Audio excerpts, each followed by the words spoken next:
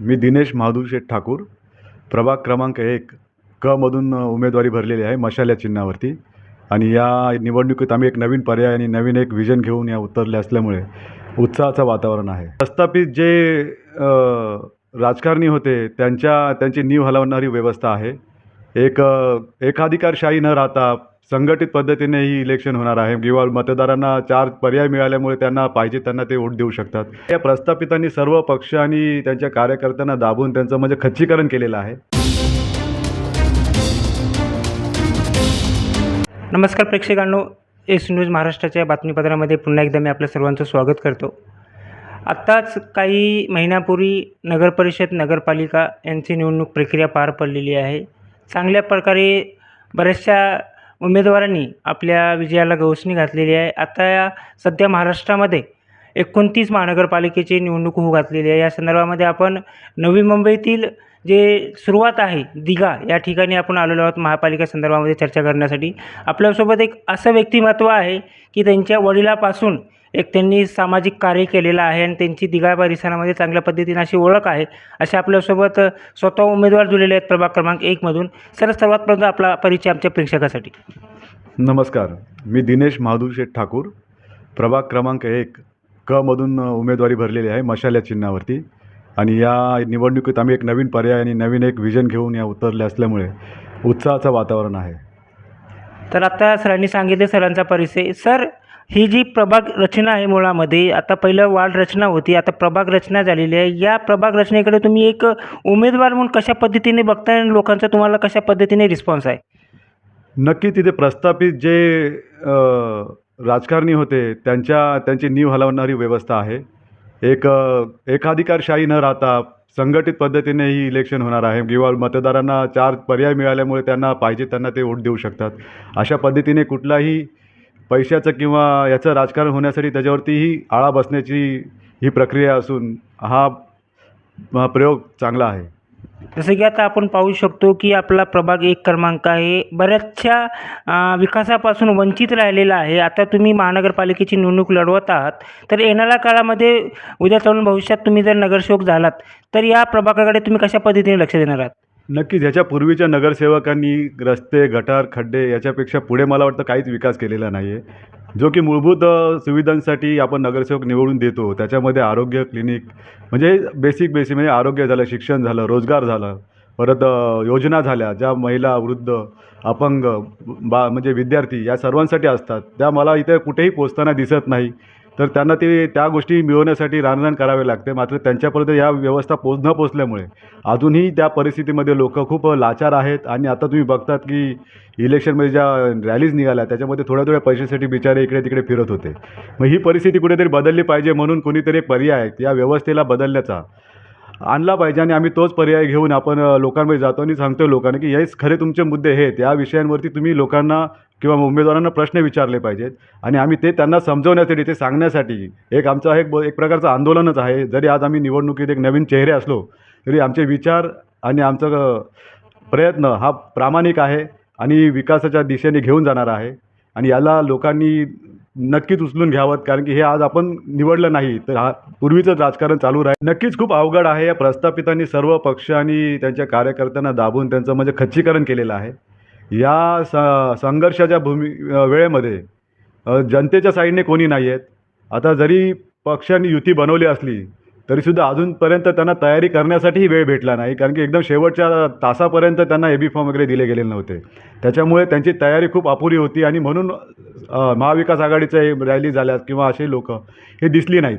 मात्र यांचे पूर्वीपासूनच प्रस्थापितांचे उमेदवार किंवा त्यांचं तुम्हाला घराण्याशाही फिक्स असल्यामुळे त्यांनी त्यांची तयारी त्या पद्धतीने केलेली होती. आणि येत्या काळामध्ये आम्ही आता लोकांच्या अपेक्षेवर आहोत, कारण की लोकांना बदल घडवायचा आहे. कारण पूर्वी जर चांगलं झालं असतं तर आमच्यासारख्या लोकांना या राजकारणात यायची गरज नव्हती.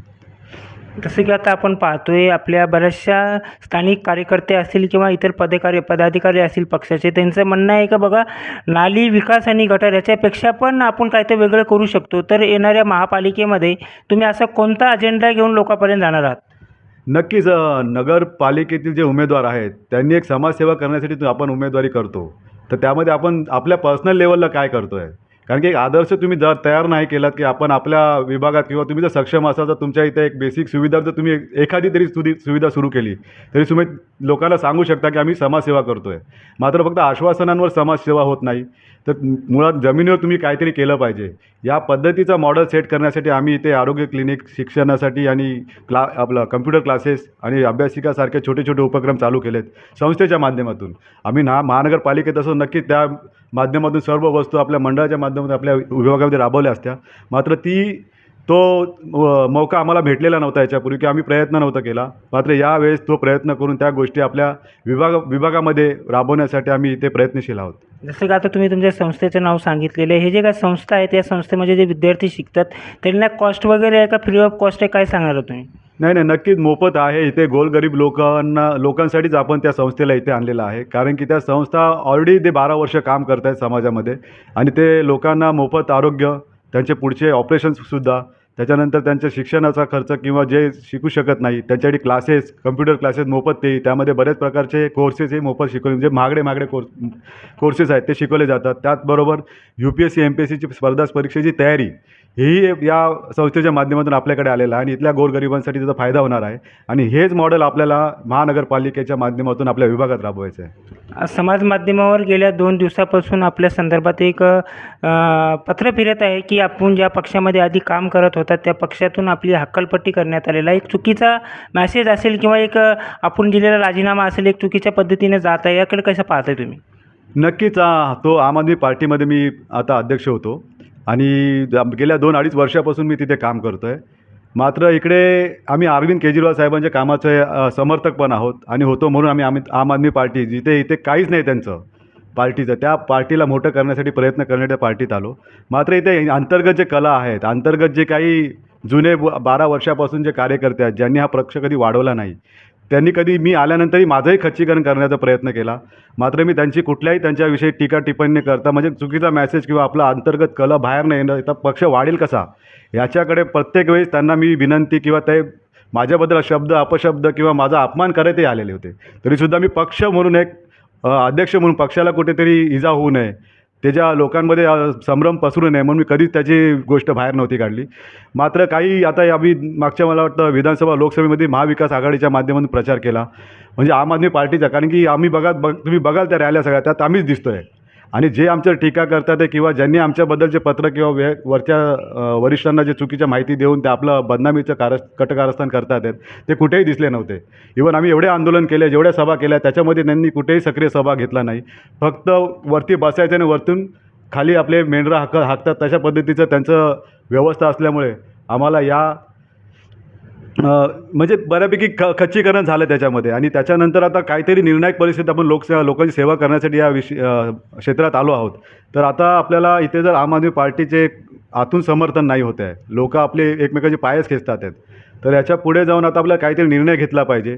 त्याच्यामुळे यावेळेस या पॅनलमध्ये आम्ही उद्धवसाहेब ठाकरे यांच्या गटामध्ये आम्ही फॉर्म भरला आणि या संघर्षातून हेच विषय आमचे आहेत समाजकारणाचे ते इथे येऊनही आम्ही करू शकतो याची आम्हाला जाणीव आहे, पहिल्यापासून होती. कारण की हाही पक्ष संघर्षच करत आहे प्रस्थापित व्यवस्थेच्या विरोधात. तर अशा परिस्थितीमध्ये आमची भूमिका आता नेहमी संघर्षामध्येच राहणार आहे.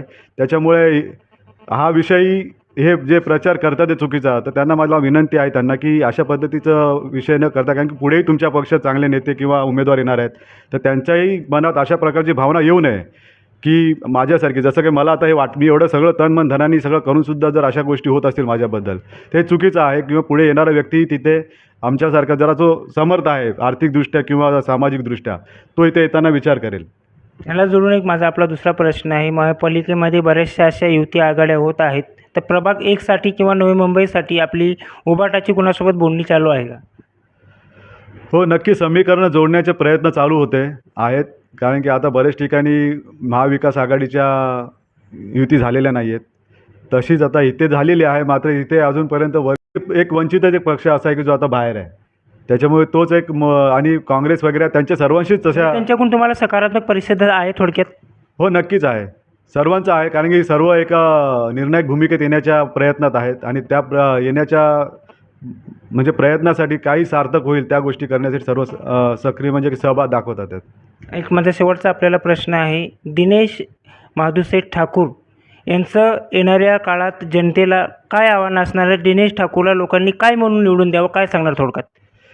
नक्की आम्हाला माझ्या वडिलांचा वारसा आहे.